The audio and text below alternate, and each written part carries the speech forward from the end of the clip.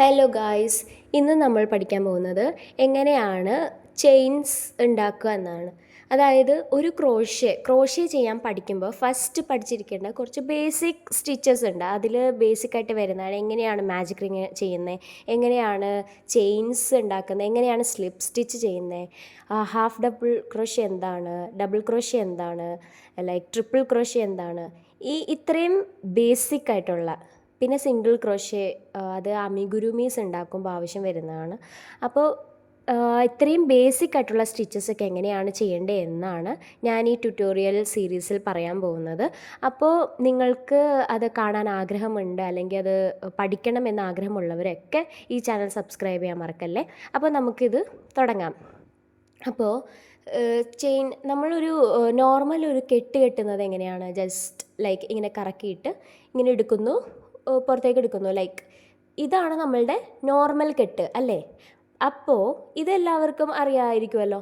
അപ്പോൾ നമ്മൾ ഈ ചെയിൻ സ്റ്റിച്ച് ചെയ്യുമ്പോൾ അതിന് ഫസ്റ്റായിട്ട് വരുന്നത് എങ്ങനെയാണെന്ന് വെച്ചാൽ, നമ്മളിങ്ങനെ കറക്കി എടുത്തിട്ട് ജസ്റ്റ് ഇത് മുഴുവനായിട്ട് പുറത്തേക്ക് എടുക്കുമ്പോഴാണല്ലോ ഒരു കെട്ടാവുന്നത്. അപ്പോൾ അതിന് പകരം ഹാഫായിട്ട് മാത്രം പുറത്തേക്ക് എടുക്കുക, ലൈക്ക് ഇതുപോലെ.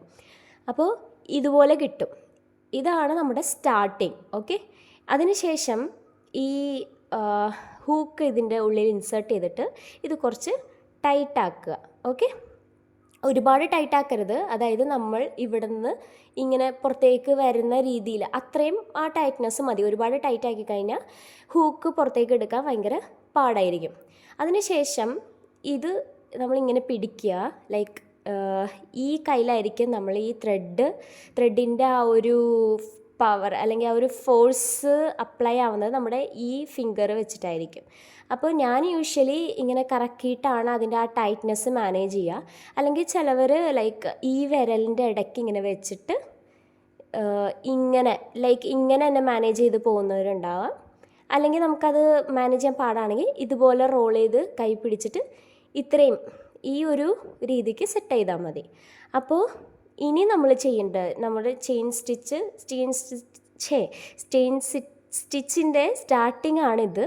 ലൈക്ക് ഇനി നമ്മൾ ചെയ്യേണ്ടത് ഈ ജസ്റ്റ് ഈ ഹൂക്ക് എടുത്ത് യാൺ ഓവർ ചെയ്യുക. എന്നിട്ട് ഈ ഫസ്റ്റ് ഹോളിൻ്റെ പുറത്തേക്ക് ഇതുപോലെ എടുക്കുക. ലൈക്ക് ഇതാണ് നമ്മുടെ ഫസ്റ്റ് ചെയിൻ. ഓക്കെ, ഇതേപോലെ എഗെയിൻ ഇങ്ങനെ കറക്കുക, ലൈക്ക് എന്നിട്ട് ഈ ഹോളിൻ്റെ പുറത്തേക്ക് എടുക്കുക. സെക്കൻഡ് ചെയിൻ ഒന്നും കൂടെ കറക്കുക, ലൈക്ക് പുറത്തേക്ക് എടുക്കുക. തേർഡ്. ഓക്കെ, ഇതുപോലെ നമുക്ക് എത്ര വേണം അത്രയും ചെയ്യാം. കറക്കുക, ലൈക്ക് ഹോളിൻ്റെ പുറത്തേക്ക് എടുക്കുക, കറക്കുക, ഹോളിൻ്റെ പുറത്തേക്ക് എടുക്കുക. ഓക്കെ,